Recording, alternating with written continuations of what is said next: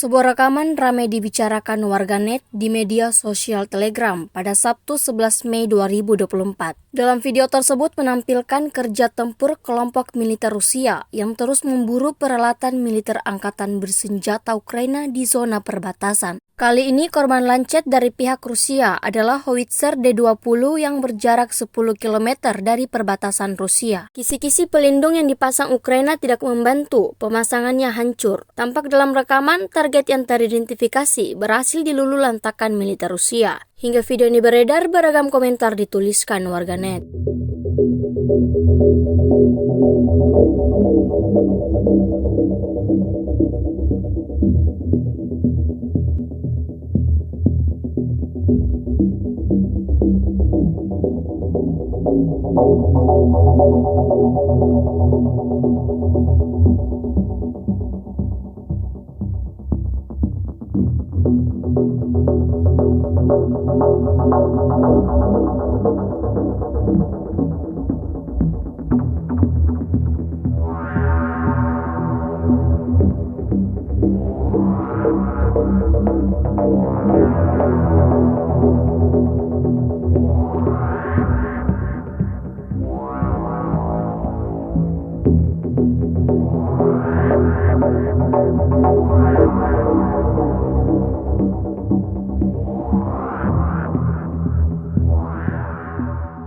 Download Tribun X sekarang, menghadirkan lokal menjadi Indonesia.